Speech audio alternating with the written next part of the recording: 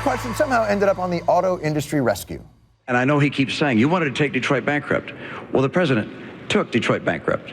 You took General Motors bankrupt. You took Chrysler bankrupt. That was precisely what I recommended and ultimately what happened. Well, okay. In fact, Obama's publicly financed Detroit auto industry managed bankruptcy is not precisely what Romney recommended. Romney precisely recommended private credit, which at the time was, to be precise, non-existent, meaning under his plan, Detroit's bankruptcy would have been unmanaged and quite permanent. So the big question would be, which version of Barack Obama would respond? The first debate's Sleepy Time McGillicuddy or Pretty Talk Jones? Candy, what Governor Romney said just isn't true. It's alive! It's alive! Woo!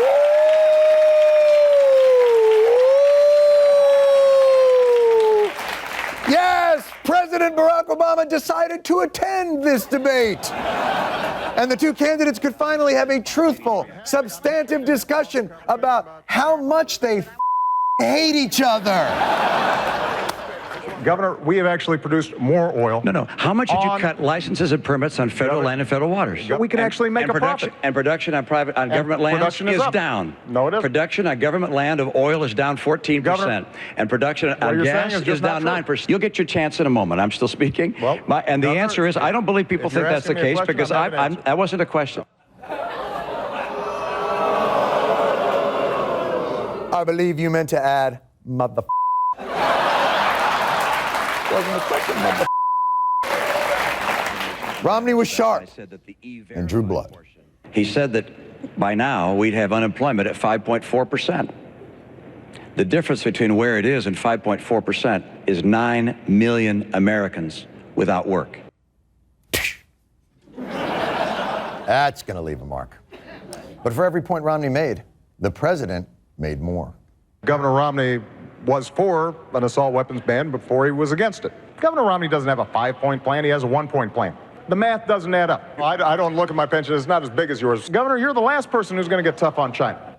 The last person who's going to get tough on China is that guy, Romney. I mean, for God's sakes, Romney was assembled at Apple's Foxconn factory in Beijing. I mean, that's why he's so well designed. Romney had some other issues. I don't believe that bureaucrats in Washington should tell someone whether they can use contraceptives or not. Yeah, you should tell that to your disembodied voice that supported the Blunt Amendment, which does limit choice. Of course I support the Blunt Amendment. I thought he was talking about some state law that prevented people from getting contraception. So I talked about contraceptives and so forth, so I really misunderstood the question. Yeah, by the way, for those of you, let's say, in your dorm rooms right now, filling a large tube with water or carving an apple, whose ears may have perked up at the mention of a Blunt Amendment, it has nothing to do with that. And Romney had some odd moments, like when describing his efforts as governor to recruit more women for cabinet positions. I went to a number of women's groups and said, can you help us find folks? And they brought us whole binders full of women.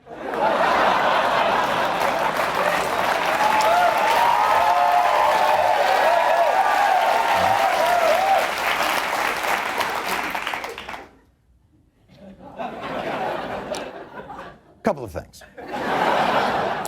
One, the women's group was called MASCAP, and they approached Governor Romney, not the other way around. And two, my guess is they did not refer to what they presented as whole binders full of women,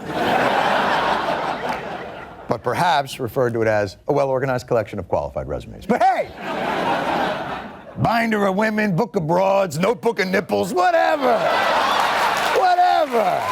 But of course, Mitt Romney still had an ace in the hole.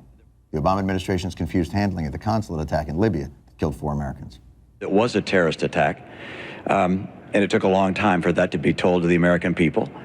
Whether there was some misleading or instead whether we just didn't know what happened, I think you have to ask yourself, why didn't we know 5 days later when the ambassador to the United Nations went on TV to say that this was a demonstration? How could we have not known? Boom! Mr. President, you just walked into a Mitt storm. The day after the attack, Governor, I stood in the Rose Garden and I told the American people and the world that we were going to find out exactly what happened, that this was an act of terror, and I also said that we're going to hunt down those who committed this crime. Okay. Forceful. Remind people that killing terrorists is kind of your thing.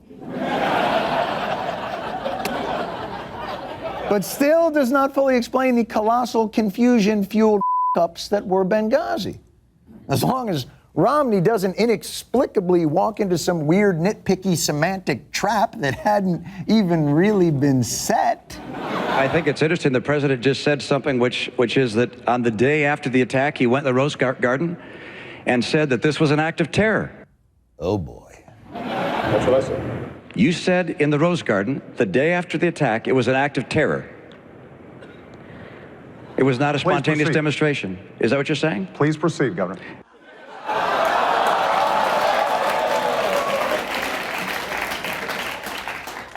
There's your first clue.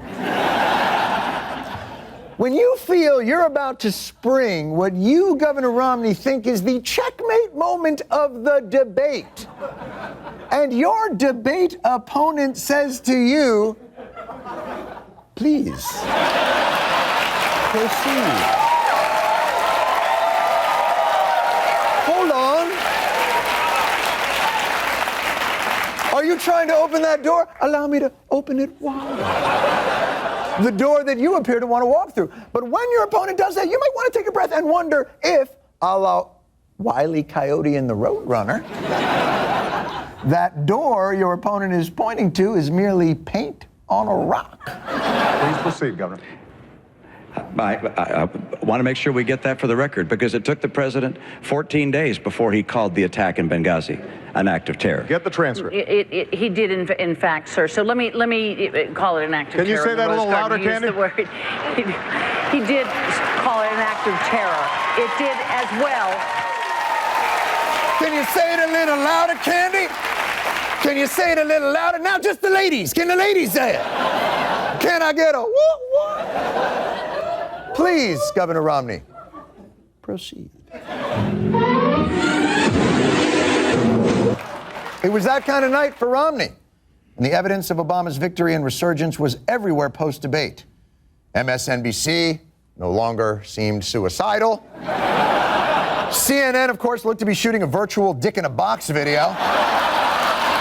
And, of course, Fox News, well... And the questions, there were 11 of them, 6 were clearly pro-Obama. They were softballs. Topics that we haven't heard much about. 3 extra minutes for Obama. Moderators in these debates should be part of the furniture. Did she assist the president? Mid-sentence to fact-check him through the president a lifeline. It's the worst debate moderation. What the heck is that about? No. Don't help them. Just let them cry themselves to sleep. It's the only way they'll learn. Now, prior to the debates, both candidates obviously tried to focus their campaigns on economic issues. With this election possibly coming down to which candidate can convince the public that he and he alone can protect America from a post-apocalyptic sand and mohawk-based economy. You know, Secretary of the Treasury Wes is right. Times are tough. All right, gentlemen, what do you got for us? I will help to create jobs for Americans, millions of new jobs. We'll create another 2 million jobs, 5 million new high-wage jobs. We're going to need to hire another million people just to count all the other millions of jobs.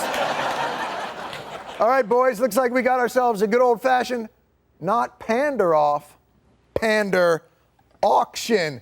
Gentlemen, I'm delighted you've created a new job for me, but aren't I going to be paying taxes for those wages? Get your auction paddles ready. Can I get an opening bid on some type of tax relief? The shapely gentleman in the front row. 95% of workers and their families get a tax cut. 95% of workers get a tax cut. That's going to be tough to beat. Going once, going twice. I will cut in half the capital gains tax. Oh, the distinguished looking gentleman on the right bids a 50% capital gains tax decrease. Do I hear 51% decrease? Going once, going twice. I've also proposed eliminating all capital gains taxes. Dude, you're not getting this.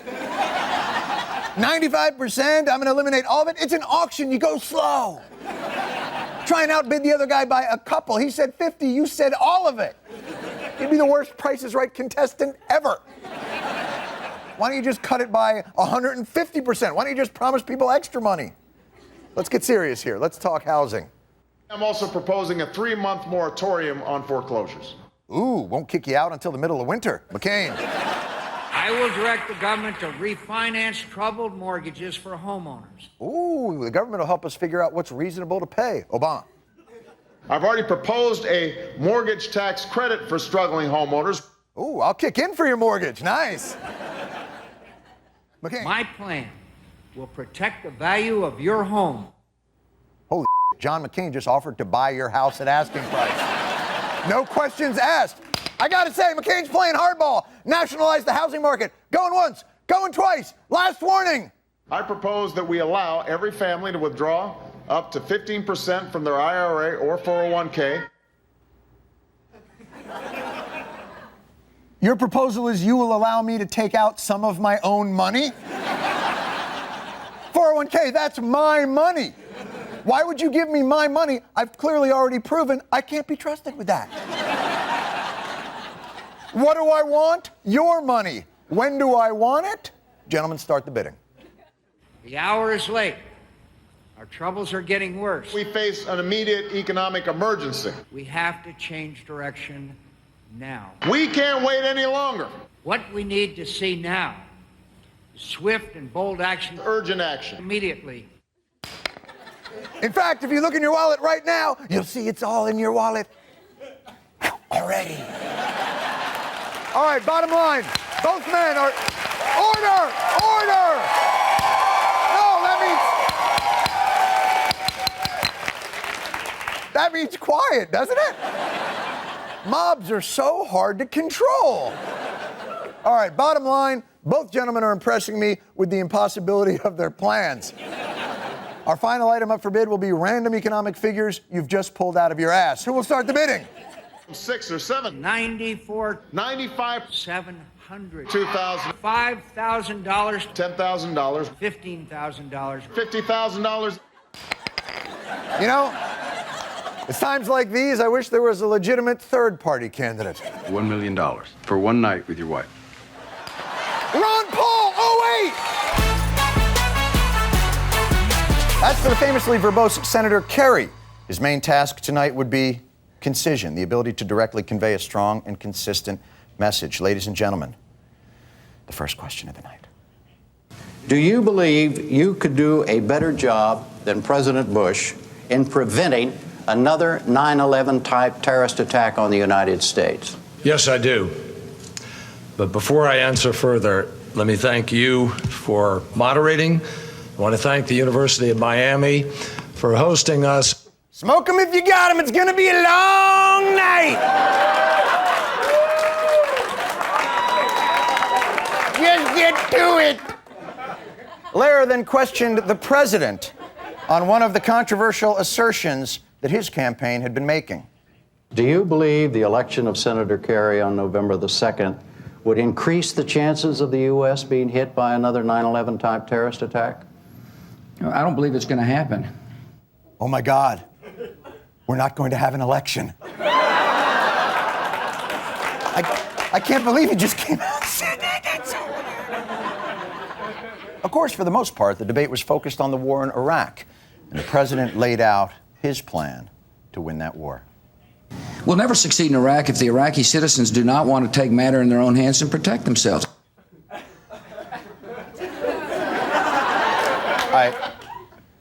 I think that's what they've been doing. I think that's actually kind of been the problem. Lehrer then hit on a touchy subject for the Bush administration, the way they've prioritized Osama bin Laden and Saddam Hussein. Bush painted a portrait of the evil we're up against. This is a global effort. We're facing a group of folks who have such hatred in their heart. Group of folks?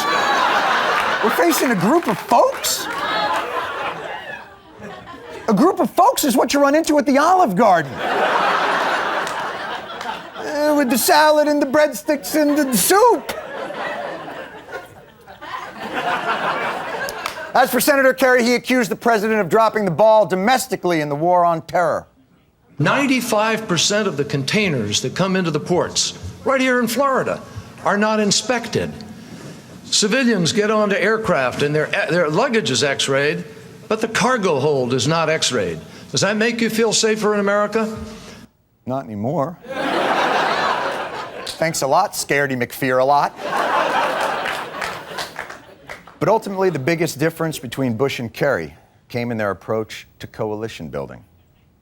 My opponent says we didn't have any allies in this war. What's he say to Tony Blair? What's he say to Alexander Kwasniewski of Poland? Your second country's Poland? That's where you literally, you're going from England and then Poland? That's your... England? Poland? I guess, you know, to be fair, Costa Rica has put us on the do not call list. Kerry continued to hammer his point. When we went in, there were 3 countries, Great Britain, Australia, and the United States. That's not a grand coalition. We can do better. 30 seconds. Well, actually, you forgot Poland.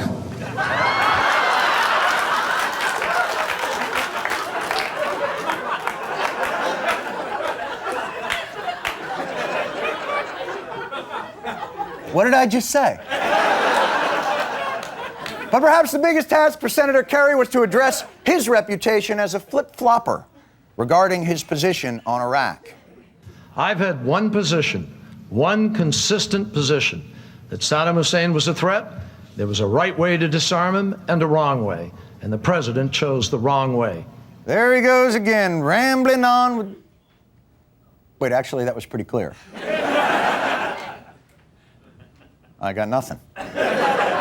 In fact, Kerry's directness caught the president by surprise. I will never let those troops down, and will hunt and kill the terrorists wherever they are. Excuse me. All right, sir, go ahead. 30 seconds. Yeah,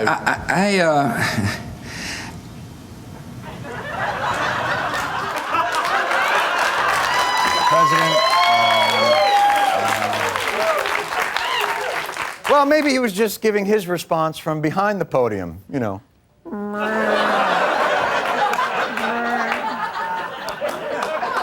But as Bush spoke, Senator Kerry could be seen writing furiously. Also changed the...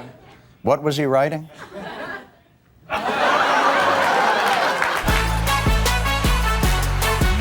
Each candidate initially played to their strengths. Gore talked issue minutia. For every dollar that I propose, I will put another dollar. For every dollar that I spend, I'll put $2, $3, 1 out of every $6. For every new dollar, $3, $2. For every dollar, $5 for the wealthiest 1%. Those are very clear differences.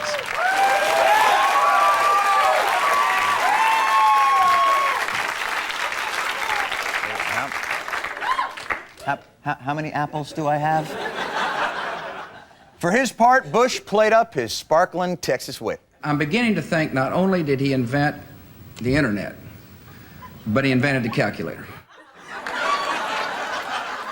Sadly for Bush, Gore had yet to invent the laugh track. I believe they've moved that sign, the buck stops here, from the Oval Office desk to the buck stops here on the Lincoln bedroom, and that's not good for the country.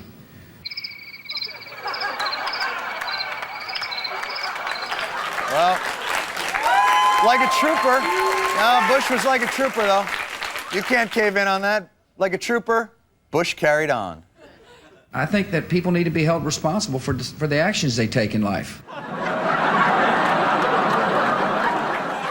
That's an old AA gag. I remember that one. Both candidates tried to add the personal touch. Bush told the story of Kipp Academy, a charter school in Houston.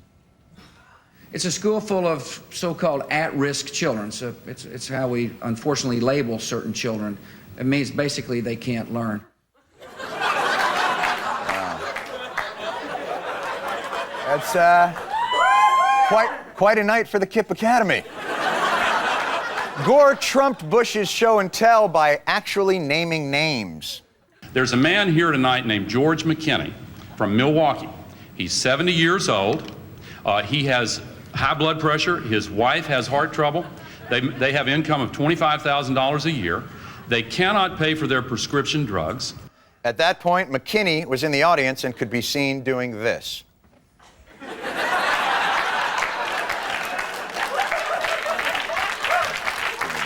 Sorry. But Gore wasn't done. He had other friends in the audience. There's a woman named Winifred Skinner here tonight from Iowa. She has to go out 7 days a week, several hours a day, picking up cans. She came all the way from Iowa in a Winnebago with her poodle in order to attend here tonight. Here's the sad part. The poodle was driving.